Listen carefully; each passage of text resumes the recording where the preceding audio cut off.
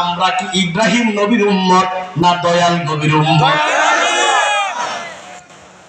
তাহলে আমাদের কাছে হক বেশি কি ইব্রাহিম নবীর না আমার নবীর? একদল মৌলবী সাহেব আমার নবীর দুরূদ ভালো লাগে না, ইব্রাহিম নবীর দুরূদ নিয়ে ব্যস্ত থাকে।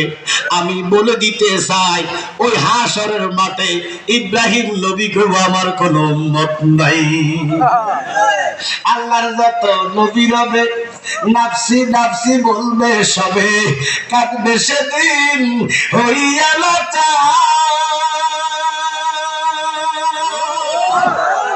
এমন কঠিন সেই বিধান বাঁচিলবে না গর্বের সন্তান, ফিটানাসি নিবে পরিবার। ঠিক কিনা? বাঁচাও বাঁচাও তুমি বেদনি, সেদিন নবী গুনাহগারি। বাঁচাও বাঁচাও তুমি বেদনি, সেদিন নবী গুনাহগারি। উম্মত বলে করিবেন স্বীকার, পাপী উম্মত কে করিবে ভার। নবী ছাড়া গতি নাই, নবী ছাড়া কোনো উপায় নাই। আমার মদিনার নবী ডাক দিয়া কই উম্মত রে,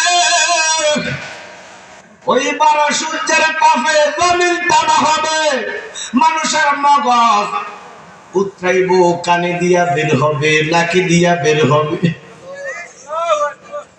মুহূর্তের ভিতরে গামের সাগর, কারো গাম টাকলু তক, কারো গাম হাঁটু তক, কারো গাম মাজা তক। কেউ গামের সাগরে সাঁতার কাটবা,